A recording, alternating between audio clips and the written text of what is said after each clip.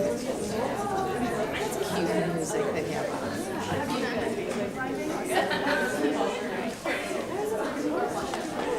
So this year, our panelists will be Michele Bachmann, former member of the U.S. House of Representatives and 2012 presidential candidate. She is a business owner and mother of our House advisor, Sophia. Luisa Diaz, who is the former Miss Venezuela International. She was a model, an actress, and now an author. She is the founder of the Mi Amor Gala, which benefits and empowers victims of domestic violence. And then we have Dr. Kimberly Reeve, who is a former partner at an international management consulting firm and a current associate professor of business here at King's College. And thank you so much for volunteering your time to share your experiences with us.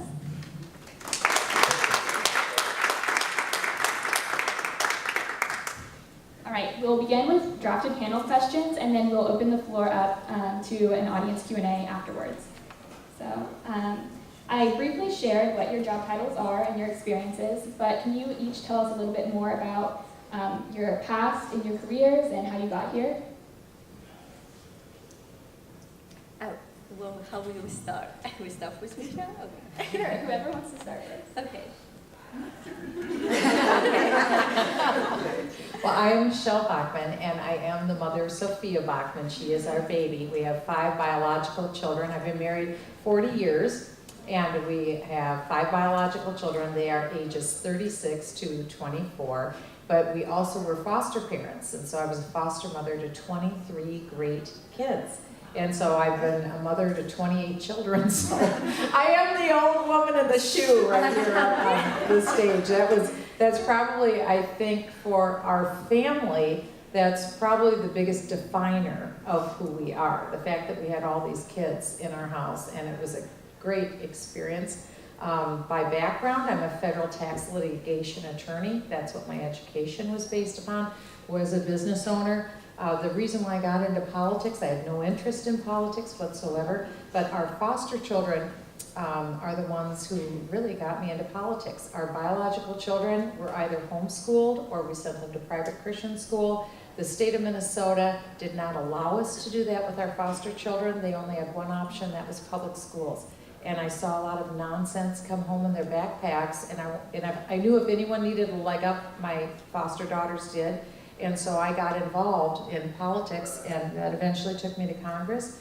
And then I ran for President of the United States in 2012. I'm the first Republican woman ever to be in televised presidential debates. I was in 15, and I'm the only Republican woman to ever win a presidential contest, and I did that in 2012. So that's just a little bit of background, and today I'm here in New York City, and I am a part of a ministry. We're at the United Nations, and we are trying to bring, our goal is to bring the gospel of Jesus Christ to the UN, and to start a weekly church service, and also another fellowship as well to bring biblical speakers into the UN. So that's what I'm doing now. Wow, ay caramba. Ay caramba! Good evening everyone. It is such a pleasure to be here this evening with all of you beautiful ladies. And what an honor to share this panel with Michele Bachmann. And with you. Thank you. And Dr. Kimberly Reeve. Thank you. I am originally from Venezuela. As you may hear about Venezuela, we are going through political turmoil right now, and we are living a nightmare in my country. There is no necessary food or medicine. It is a nightmare. We need help. Maybe Congresswoman can help us. 100%. Right? Please. Venezuela, I think, at Yeah. one point had one of the top living standards in the world. We do, and it's a very rich country, but right now we are going through a nightmare, and we really need help because we cannot do it alone. But I grew up in my country when it was a beautiful country. It's such a beautiful country. I grew up with my grandparents. I adore my grandparents. My grandmother has 15 children. Can you believe that? 15 kids, plus she raised me. My grandmother was such a strong woman, disciplined, yet very kind. I started in beauty pageant when I was 8 years old. I won my first beauty pageant. Then I did difference with other beauty pageants through my life. Then I had the honor to represent my country in Riga, Latvia, where I compete with 40 beautiful women in the world, and I'm former Miss Venezuela International. So after my beautiful experiences as a beauty queen, then I moved here to America, the United States, and then when I first moved here, I didn't know how to speak English. I am still learning. And so I went to college. I have a degree business administration with a concentration in marketing from the University of Tennessee at Chattanooga. And I must say, that has been the greatest challenge I've ever faced in my life. After I finished my education, I produced the first all Spanish language television show for North Carolina, where in a local affiliated network where they did not speak Spanish. It was an American network, and they thought I was crazy because I want to have a television show on their English speaking network, and they say to me, don't you know that we only speak here English? Why should I have a television show here in Spanish? And I said, well, because the Latin populations is only here in North Carolina is $8.8 billion. Would you like to have a slice of the pie? I got the attention, and I got the show very successful for 3 years. And so then I moved to LA. I want to explore in Hollywood. I wanted to do modeling and acting and all that. So I got the opportunity to work with Jennifer Lawrence, Christian Bale, Mark Wahlberg, and Bradley Cooper. And also I work with the Oscar nominated director, you might know him, David O. Russell. Then when I was there in LA, I found my organization that is called Mi Amor Gala. Mi Amor Gala is a celebration of kindness. And what I do with my organization is I partner with other nonprofits, and I raise money for them. And I have raised money for domestic violence survivors and to stop human trafficking. And also I have raised, I do a food drive for Venezuela last Christmas, and because as I told you, Venezuela has no food. There is no food. Children go to sleep without eating dinner. It is a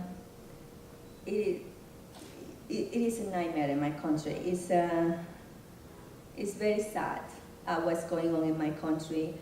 So I did a food drive and a medicine through Mi Amor Gala. And then I have my latest project that is a book.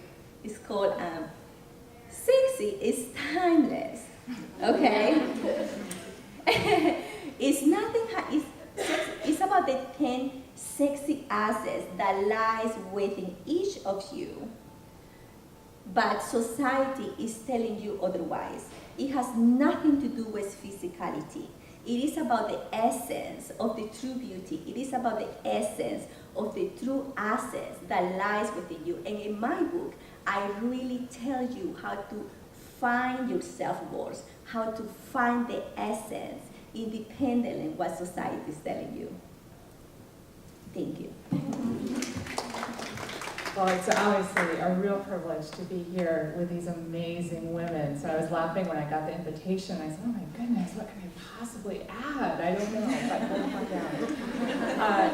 So from the age of 8, I knew 2 things. I knew that I loved to learn, and I knew that I loved to travel. And so that kind of became my career goal. And I was a French major in college, which, fairly useless as far as degrees go. The good news is that you can't really do anything with that, so it opens up your career options. So I kind of fell into the nonprofit world and had an opportunity to work for a number of nonprofits all in Minneapolis, and kind of took what I liked from each job and then looked at opportunities to keep growing. So by the time I left Minneapolis, I was working for a $30 million organization that generated most of its income through service fees, so essentially a business with a social mission. And then I met my husband, who's here this evening, in Minnesota, but we're both East Coasters, so we had to move back to New York and had the opportunity to do that. Along the way, earned a couple of master's degrees that were much more useful than French, and ended up working for an international organization in New York City that basically was in the publishing enterprise. And that allowed me to travel internationally. And kind of through a series of events, I ended up kind of falling into consulting and discovered that I loved it. I love, if anyone who knows me knows I'm very opinionated, so I love to tell you what to do. But I'm also a really good listener and can assess problems and am fairly intuitive. So consulting really matched with a lot of my skills. I did that on my own for a number of years, and then I decided to join a firm and became a partner in a small consulting firm. And then again, the whole I want to travel bit, like, hey, I'll start a European office. I love flying to Europe. I'll start that office. And so I was able to open up our European office, and through that, I was able to serve clients throughout all of Europe, Latin America, Africa, and also in Asia. So it's been a really fun ride. And then while I was in consulting, I love learning, so I just cause decided to go pursue my PhD, and that opened the door to do some adjunct teaching, first at NYU, and then at Baruch, and then at King's. And again, I was in the right place at the right time when I was looking to transition out of consulting, because travel does get to you after a while. And I had the opportunity to join King's full-time a year ago this past fall. And again, I get to keep learning and I get to keep traveling. So I know Olivia's here. We just got back from a week in Haiti on Sunday. And it's amazing. I love to, it was such a privilege to be able to bring some students on a trip like that. So yes, it's just been a great, I feel like I finally reached my, ultimately what I'm supposed to be doing is continuing to learn, continuing to travel, and just being able to share that in a hopefully meaningful way.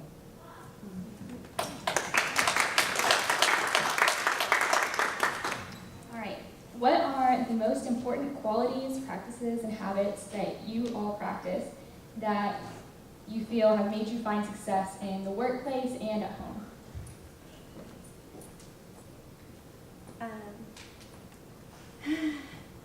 The most important qualities I think I have applied in my life is to have, to really have a self-worth, to really have self-value, and to really identify, have that really clear. It goes to having standards and boundaries. And the standards is what is you all about? What is your self-value? What it is really important to you? And then we have boundaries. And boundary is to protect, is the line to protect those standards. And when you have this really clear, it really makes you to more confident and really allow you to really appreciate who you are and your self-worth. And I talk a lot about that in my book. One of the other things is persistent. That takes you to have a discipline and to really have persistence in what you really choose to do in life. For example, when I moved here to the United States, I did not know how to speak English, still learning. But I went to college. At the same time, I was learning English. And I remember the first time, the first semester, and I sit down in class and I hear my teacher, and I just hear a noise because I couldn't understand a word. Imagine you go right now in college and you are in Venezuela or you are in China and you are there and your teacher is speaking Chinese or Spanish and you have no idea what they're saying. That happens to me. And that was the greatest challenge I ever faced in my life. But how I do overcome this challenge? I I was determined and I didn't give up. I studied so hard. I wake up at 5 o'clock in the morning to study. I took advantage of all the professors' office hours. I was the only one there. I think if they see me, oh my God, Luisa's coming again. Let's get out of here, Luisa's coming to study again. So I studied so hard. I cried so hard in those books, but I never give up. And I finished my education. And I was so happy when I really went the day of my graduation to get my diploma. And I must say that for me, that quality is having really those standards and boundaries, your self-worth, being really persistent and never giving up. Sometimes in life, things doesn't happen the way that we want at all. But you don't give up, because I don't believe in failures. I believe this is, when things doesn't go the way that you want, it's because it's teaching you how to do better next time. And that's the quality that most I applied in my life. I would follow up on the persistence. I think you run into, people define who you are, and you're going to hear a lot of people telling you what you can and can't do.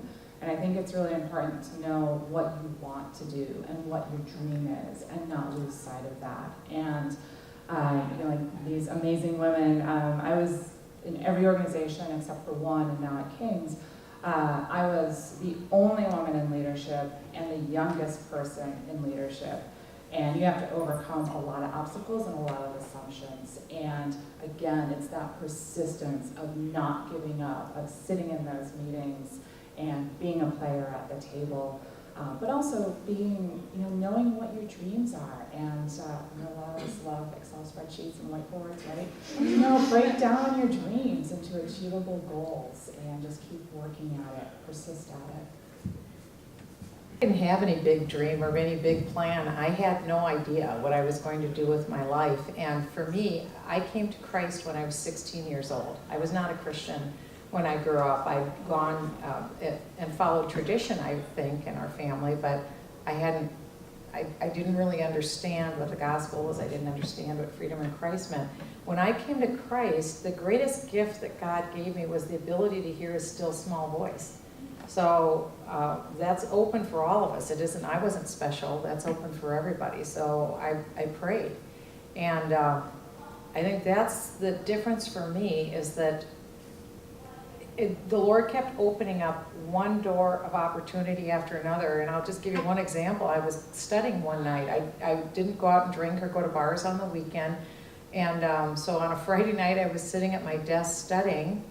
And all of a sudden, I just heard the still small voice of the Holy Spirit say to me, if you remain steadfast and diligent, I'll take you to law school. I didn't want to go to law school. I had no interest in going to law school, and I stood up, I remember, and looked out the window and thought, oh, okay. And so that's kind of how my life has been. As the Lord speaks to me, I just do it. So I went to law school, and then after that I went to a postdoctorate program in federal tax law. I had zero interest in tax law, and that's kind of the story of my life. So I went to that, and I had no background that would even qualify me to go to school for that. I'd never taken an accounting course in my life. I'd never taken a tax course in my life, and this is a postdoctorate degree. So I obviously didn't get accepted because I had zero background. But my husband said, you really need to do this. So I said, okay. So I went in, and they said, we'll take your money, but you're not accepted in the school. So, okay, so that's what I did. And I did what these two girls did. I studied really hard. And it was the hardest thing I ever did in my life, because you talk about a language. This was a language I had no recognition of. I did not understand the language of accounting. I did not understand the language of tax law. That's a whole different language. But I had to prove myself in about 3 months' time. So I had to learn all of that in about 3 months, and God was faithful, and He did. And so from step to step to step, even taking in all these foster kids, When I was a little girl, I wouldn't even play with dolls. I could care less about, dolls or babies or anything.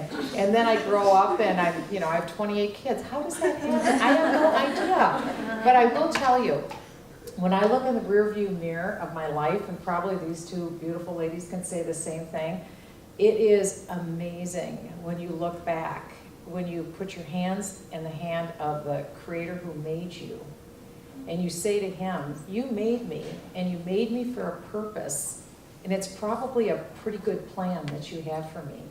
And when you trust the Lord, it is shocking. Moment by moment, it may not be easy.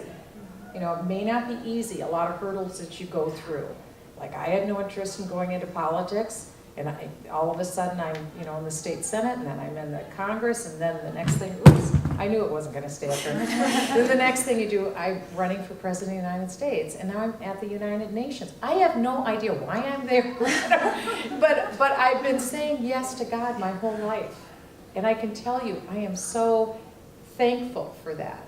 Just simple faith, simple obedience. I'm not a perfect person at all. I'm a big sinner, but I know that. So I go to God with my sins, and I ask Him to forgive me and to guide me, and He does. And it's the greatest happiness that you can ever know in this world. So that would be what I would say. All of you have made major transitions in your careers at some point. What is some advice you have for us as we face transitions, joining the workforce and then maybe changing careers? The transition for me, I would say, has been passion. To be passionate what you do, that's going to lead you to the next challenge, the next step, the next whatever it is that's going to open for you. For example, for me, through my work of Mi Amor Gala, my organization is Mi Amor Gala, celebration of kindness. I celebrate the great things that other people do. It's angels that empower other angels with broken wings through the gift of love. When I met an organization, I partnered with an organization called Safe Passage. And Safe Passage, they work with domestic violence survivors. So what I love about this organization is that they have a 1-year program, rehabilitation program, where they have to commit themselves to really do the whole year, and we have counseling, not only for the lady, but for the children as well, because when you are living in an abusive relationship, it affects the kids. We teach the lady how to find a job, we teach them skills. We have doctors and dentists, plastic surgeons, because sometimes the husband or the partner or boyfriend have cut their faces, their teeth, and we have this amazing team of doctors who give this plastic surgery to these reconstructed faces and their teeth totally pro bono. Pro bono is, I believe in kindness, I believe, and I have seen it through my organization. Then at the end of this rehabilitation program, this is when I come. And I organize an empowerment fashion show where I do the fashion show with the ladies survivor of domestic violence, and I transform them, and I work with the self-esteem, because their self-esteem is extremely low, and you might think, why is she accepting all this abuse? But you know what? The abuser he really know how to get into you. So what I do is really trying to build their self-worth, to try to believe how beautiful and worthy she is. When I say fashion show, they say, oh no, I'm not beautiful enough. I cannot do a fashion show. And I say, this is not a regular fashion show. This is a fashion show of second chance. This is a fashion show of new beginning for you. And this is a fashion show when you walk that wrong way, I want you to think, nobody is going to hit me again. nobody is going to put me down again. And when I say that, and the ladies, I see their eyes light up. And when they walk the wrong way, we transform them. We have gowns, we have hair and makeup. And it's amazing how their self-esteem, they just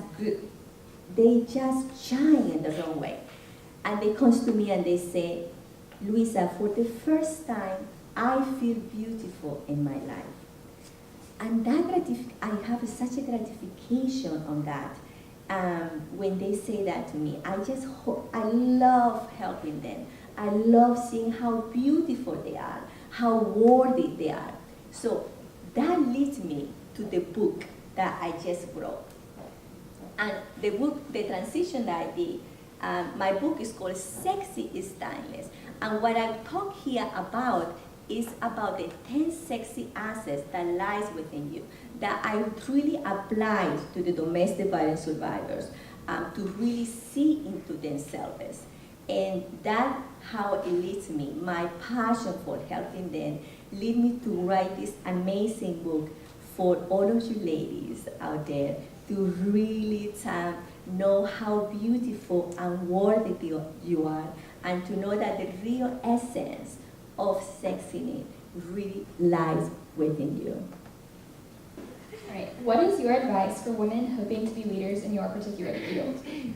What are unique characteristics you see in women leaders in your field?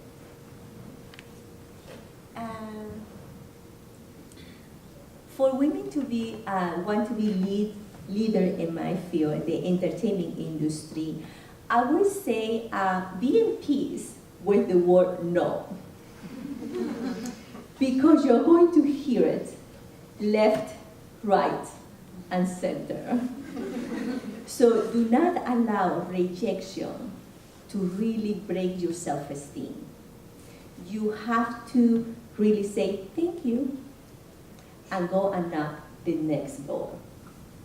You have to be, again, persistent. You have to don't give up. Because this is what it really is going to take you to get there. And so my advice would be preparation. Preparation is extremely important. Do not be foolish. For example, when you see the red carpet and see with the evening gown, you know, the designer and hair, and everybody's taking the picture, and you thinking that this is it. Well, I have news for you. This is not it. This is a lot of hard work that you are just seeing a little peek of it. You just see the icing and the cake, but the cake, that's where you have to work. You have to work extremely hard. You have to have a strong work ethic. And you just have to prepare yourself. And you always have to self-advocate, take initiative, reinvent yourself. Take advantage right now of the social media. So much thing that you can do with the social media. But don't just take selfies. Don't get me wrong, I love taking selfies. But really has a platform. Ask yourself, why do I see myself in 10 years? Okay? Then work through that platform. And if you start using your social media to your advantage, have that in mind. I see myself as a director, as a producer, I see myself as an actress, or as a TV host. How do I see myself? Then try to work through that and create your platform and just work for it. Just go get it, girl. I focus on consulting and academia, and in both of those, I really think women tend to be a lot more collaborative. I think we're naturally a bit more relational and collaborative. And one challenge that I found is that it's kind of a dog-eat-dog world out there. And I wasn't expecting the type of internal competitiveness. And I've always been a very competitive person. I'm very competitive with myself and I push myself. But I kind of had to learn how to be competitive within consulting, and even in academia. I mean, it's all about what did you publish this week, and well, what were you talking? Were you on Fox News yet? No, we all know Brandenburg has that. But it's competitive, and one of the things for those of you, some of you are in negotiations, I always talk about know yourself. We all have strengths and weaknesses, and know what your strengths and weaknesses are. So you can surround yourselves by people who are strong where you're not as strong.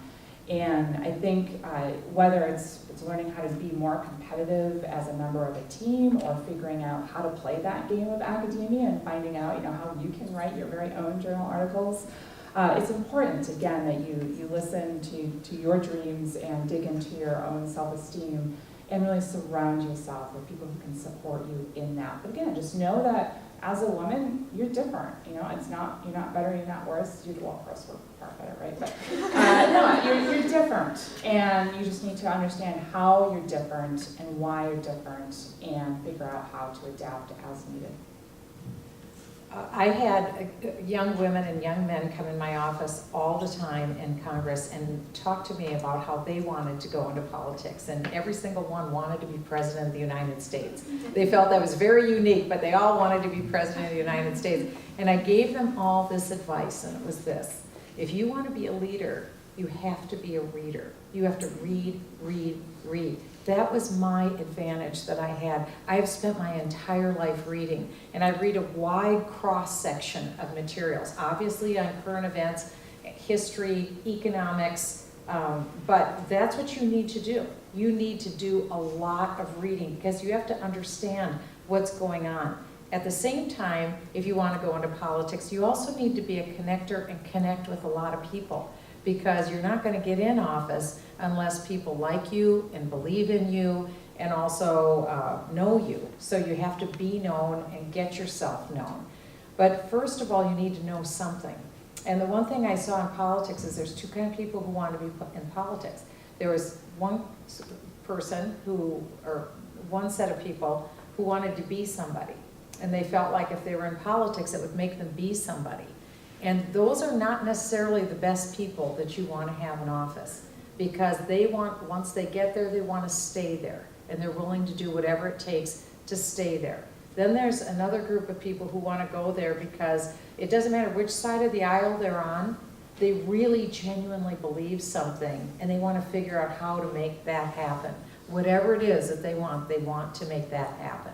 And in order to do that, you need to have knowledge. When I was a lawyer, what I understood is the best way to win a case is to be the best prepared person in the courtroom.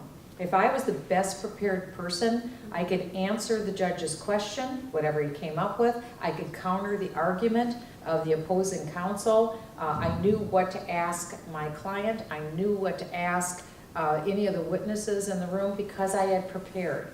And so it doesn't matter if it's politics or whatever it is that you're going to go into, if you're going to be in business, if you're going to be in the entertainment industry, you want to be the best prepared person in the room.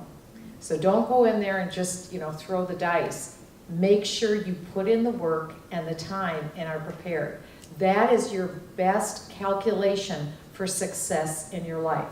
Do the preparation work, do the hard work that has to be done. And I think that's kind of your advice on the red carpet, that you're going to have to put away the cookies for a long, long time before you go out on the red carpet. But that's what you have to do.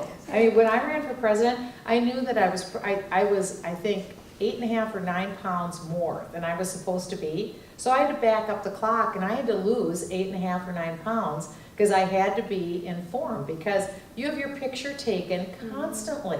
So you have to think about those things. It isn't models that get elected president of the United States, but you have to at least look decent enough when you're out there doing it. So you have to be prepared. So that's what I would say. Read, read, read, read, read, and be prepared. What is something that you think women in particular can contribute to your field? I think that we can bring, as women, into the workplace, whatever it is that you choose to be, is our feminine qualities. And when I say feminine qualities, I am not just talking about flowery dresses and big nail polish and flower in our hair. No, I am talking about the true essence of being a woman. And the true essence of being a woman, God created us as a nurturing vessel. So we have empathy, kindness with each other, collaboration, be able to work, to be in a teamwork. So we need to bring this attribute, these feminine traits, into the workplace. Up until today, we women, we have to adopt masculine traits, aggression, negative competition, to really succeed in the workplace. But I do believe that you can be a woman, you can run a multi-million-dollar business or run as a president for a president of the country and still look fabulous. Like Michele Bachmann here, high heels and lipstick, and really embracing the true essence of being a woman, that's being kind to each other, really being considerate or understanding to each other, being able to work with each other together, and instead of trying to really cut each other's throat at work. So I do really believe, and right now we are transitioning from a male-dominated society to a female-dominated society. So it is time that, and I think the workplace really are needing our female traits, so we can bring more teamwork, more understanding, more support to each other, so we can really have more women like Michele Bachmann to run for president. Well, the men and women really are different. You know, contrary to what the media would want us to think that we're all the same, we aren't. Men and women really are different, and I think we have life experience that we can bring to bear, whether it's the office or the theater or academia. We have life experience, and I will tell you, I hate to say this, but my experience in politics, women's voices weren't listened to. I was frankly shocked. Men were very polite to women. They were very polite. In fact, they would defer to us many times. But when it actually came down to decision making, I don't really feel like what we said was listened to as much or taken into account. Now, I'm a big believer in merit. I'm not a person who fights just on the fact of being a woman and I should somehow be elevated because of quotas or affirmative action. That's not where I'm coming from, because I'm a very big believer in merit. But I will tell you, and this is probably the first public place I've ever said this in my life, because I never wanted to be seen as a whiner when I was in Congress, but women's voices weren't listened to the same way as men's were. And it's a fact of life that women communicate differently from men. And men like to communicate with each other because they understand each other's language. And they don't necessarily understand ours. And so we would try every way we could with being polite to make our voice heard, but I can tell you they didn't really hear our voice. And I don't know what the answer is. After all that, I really still don't know what the answer is, other than I think we do have to be persistent in a good way. I do think that demanding quotas is not the way to do it, because you're not really being heard. You need to have the actual idea come forward. And if it comes from a woman's mouth, it shouldn't be discounted because it's coming from a woman's mouth. And so I think I studied a lot of the men. I did a lot of foreign travel. You know, we would go in a group on a foreign travel. I sat on the intelligence committee. We dealt with terrorism primarily and the classified secrets of our nation. So I did a lot of travel. And actually that was uncomfortable a lot of times, Because we would be in a room, and if I would say something, I knew what I was talking about. I was well-read, I'd studied, I knew what I was talking about, and I would say something, and I knew it was right. But I also would hear it kind of go in one ear and out the other, and it didn't have the impact. So maybe it was me, maybe I didn't know how to say it, but I think that is a barrier and really a challenge that I would offer to you, to think about that when you are moving into your world, when you leave here. How can you communicate in a room with men? Not putting them down. I don't like jokes where you put men down, because men are vital. If we don't have men in this society, we're hosed. We need men in this society. But we as women have to figure out respectfully how we get our voice across and how we are heard, because we have ideas and things to say and things that should be heard. So I would just offer that. This will be the last question. Is there anything that you want everyone here to leave knowing that we haven't covered yet? Okay. What I want for you ladies this evening to really leave knowing from me is to really have your standards and boundaries strong. And that's going to help you to navigate in your professional life and in your personal life. You need to have invest time to find what is it really important to you. Invest time to find that self-worth. And when you have that very clear, then you really are going to apply it in everything in life. You're going to be persistent for whatever you're going to go for whatever you want. You're going to fight for it, but still, you are not going to lose yourself in the process, because you cannot lose your self-worth. The moment that you lose your self-worth, you are having no boundaries, and you allow and inviting everybody to respect you. You're inviting everybody to take advantage of you.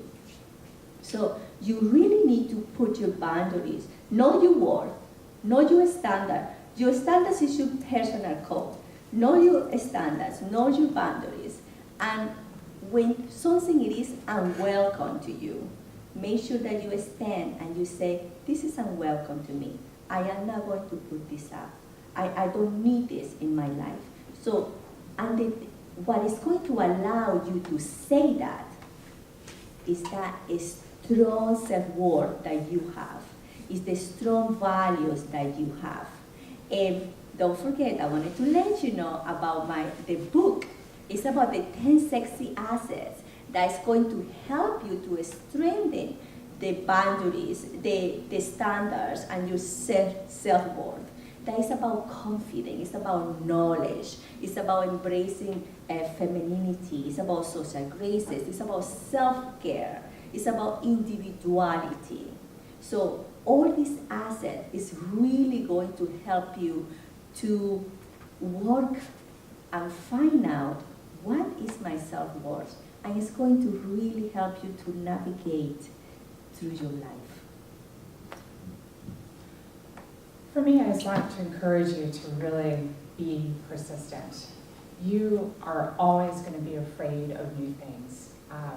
I was afraid to be on this panel. I have not run for president. I have not won a beauty pageant. I don't have any. But you do own a cat. My best friend and I joke all the time of like, do we feel like adults yet? Like, are we finally there? And the answer is no. I don't know when we get there. But you have to persist. And it's the times when you jump into the deep end of the pool with that little floaty wings on, that's when you accomplish the most. So I would just encourage you to, really persist. Don't be afraid. Push through that fear. Have people who are going to encourage you and kind of hold your hand and jump in with you. But that's really the critical thing, of just really persist. And Michelle brought this up earlier, but we have a huge advantage because as Christians, we have the Bible and we have role models in the Bible. And you are going to go through situations in life that are unjust. where you have been the best person in the room, you've been the best prepared, you did the most work, That's right. and you're not going to win. That's You're not going to get it, and it's going to be frustrating. But we have examples in the Bible, and my favorite is always Hagar, because it really doesn't get any worse than Hagar. It's worse than Job, I think. And there's a verse that says, Hagar is at the well weeping when she's been cast out again. And she says, God, I know you see. I know you are the God who sees everything. And in the darkest moments of my life, that was the verse that I would cling to. Like, God, I don't understand. It's not fair. It's not right. But I know that you saw it. And I know that you're in the midst of it. And I know you're going to redeem the situation. So I think for us as Christian women, that is the huge advantage. And that is what we can bring into the room when we sit down facing all of those men, is that we know that God is with us and will see us through as we persist. There's something that we have in common in this room, every single one of us and every single person that's ever lived, and it's this. It's that this is going to end. This existence that we have will end. And if there's one thing that I would leave you with, it's this.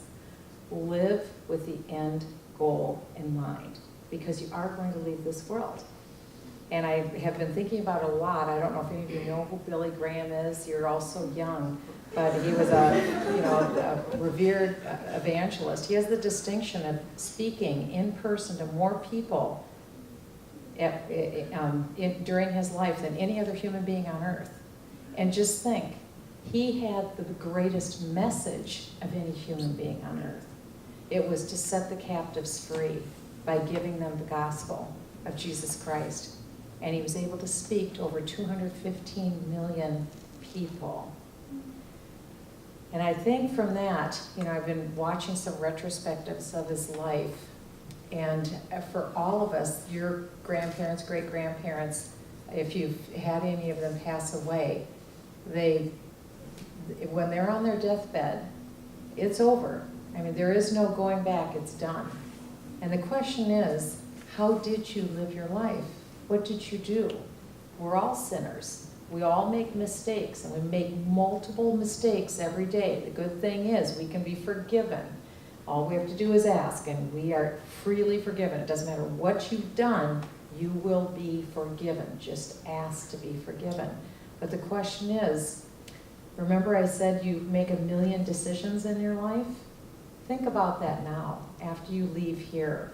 You have more decisions you're going to make. How you're going to finish this evening, what money you're going to spend, how hard you're going to work in your class, where you're going to go, what internship, are you going to pick up the phone, are you going to be persistent, what are you going to do? So think about that. But think about it from the perspective of, and I know this is like a morbid thought to leave you with, but I mean, here you are in your deathbed, and you have, who do you want around that bed? Do you want to know that you were married? Do you want to know that you had kids? Do you want to know that you have grandkids? Do you want to know that you were faithful to the people in your life? Do you want to know that you didn't rob banks, that you didn't, you weren't pushing drugs into your veins? I mean, think about that. These are decisions. And life isn't fair. I think one of the greatest things that was said here tonight is, we're trying to puff roses and flowers here. But what you just said happens very frequently, where you're not the person who's chosen. And life doesn't work out, and a spouse does walk out, and your kid does get brain cancer. I mean, this happens. I remember one morning, 7 in the morning, one of my girlfriends called me crying, my son has brain cancer. This is real life. It isn't that life is going to be perfect, but it's what are we going to do with it? What are we going to do with it? And when all is said and done, that's what's important. How did we handle these things that come? It's sobering, but live your life with the end goal in mind. Where do you want to be? Ultimately, to me, it's about where am I going to spend eternity? Because you have this much of life, it's a blink, and where are you going to be in eternity? And the good news is every single person in this room can be in eternity, and you can make that decision even today. And it's very simple. It's, do you receive the fact that somebody paid for your sins? Because you're a sinner and I'm a sinner. And somebody did. It's the perfect It's God who humbled himself. He came to this earth, lived a perfect life, and died for our sins. And the question is, am I going to believe that or not? And if we believe that, we have eternal life. And that's everything. And there is no decision more important than that decision. So live your life with the end goal in mind.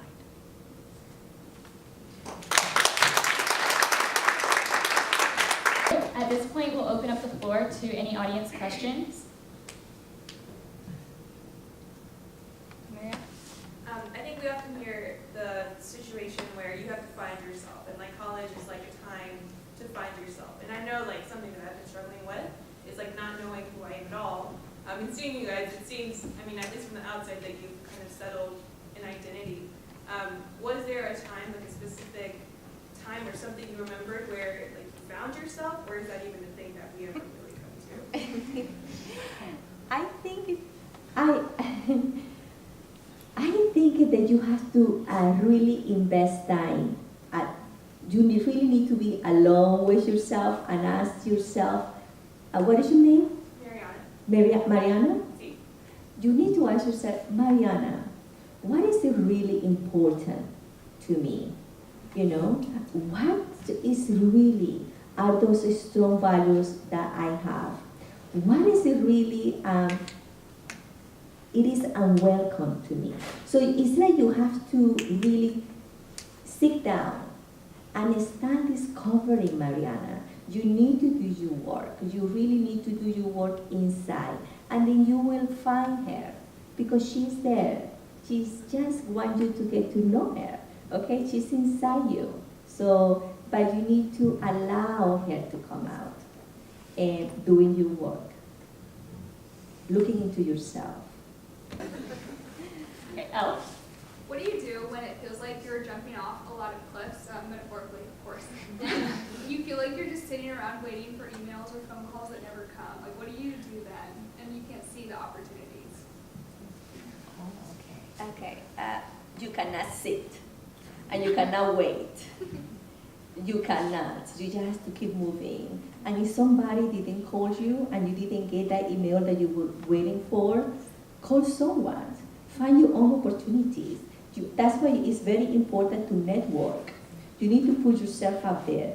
Do not, what is the American say? Do not put all your eggs in one basket.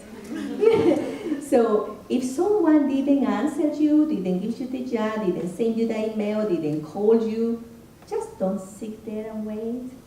You cannot do that. You have to really put yourself and call and put yourself out there, knock another door, and keep knocking. Is that door closed? Go to the next one and keep knocking. And is that one closed? Go to the next one. You have to do that. It's persistent. It all in to persistent and never giving up. And that's the only key to really, I'm not the smartest one in the world. It's not about being the smartest or the most talented person in the world. It is about persistence. People who really do something with their life, it's because they prepare themselves, it's because they read a lot, it's because they study a lot, it's because they get up at 5 o'clock in the morning when you are sleeping until 10. That's why.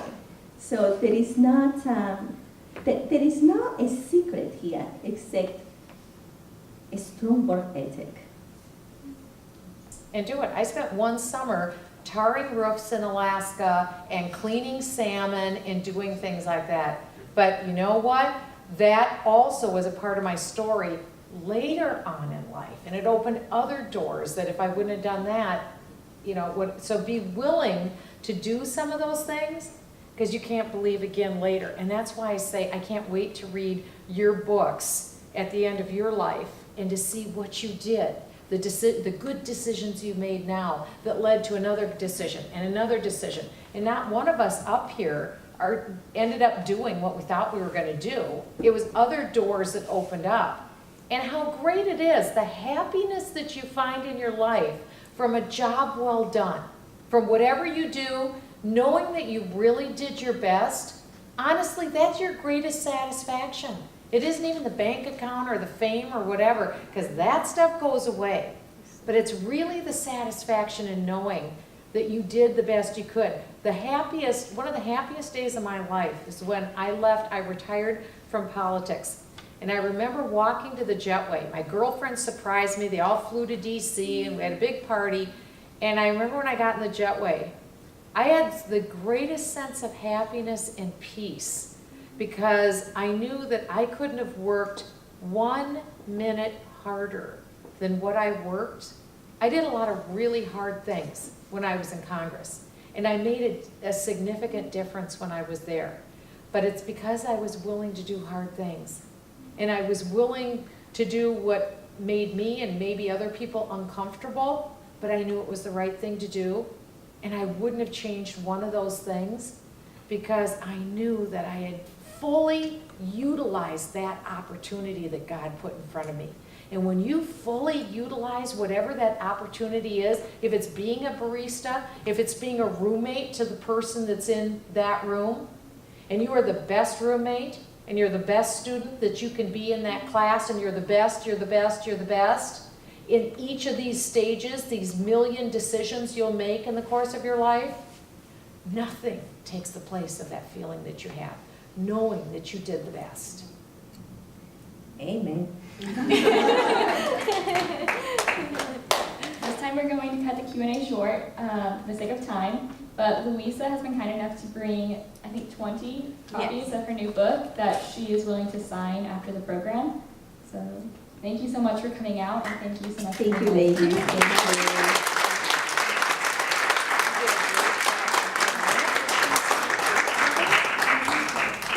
Are you kidding? Brooks Brothers dress. It's just darling.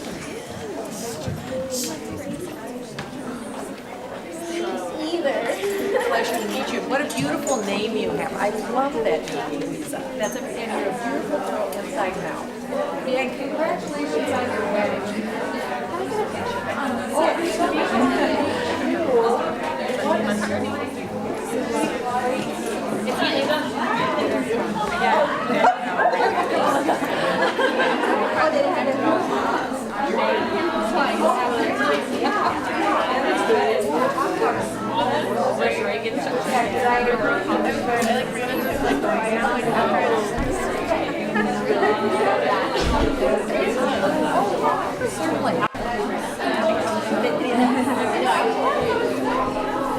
You got a black and white theme going. Yeah, you got something very coordinated.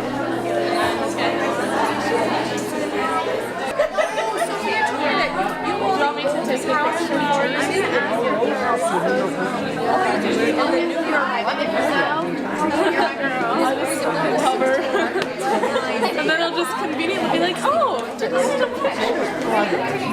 And Sophia said that it still runs, still works. I mean, that's amazing. If you want to come by, that's Yeah, we spent a lot of years in Twin Cities. My kids all still. And you were so lucky you got out. You got out. I love this. Did you? Yes, how are you? What's your Very name? inspirational. Alan. You're Alan? Okay. Nice to meet you. Hey, congratulations. You got this beautiful I'm punching above my weight. Yeah, isn't that good? Yes. And you know it too. Yes. Yeah. And I understand you met Ellen? Yes. Yeah, well, then you better be really nice to her. You mean to leave the City of Angels? Yes. Exactly. But she's already a New Yorker. She adapted very well. I am in the process. Well, I'm a New Yorker now too. I wasn't. So it's a new thing for me too. When I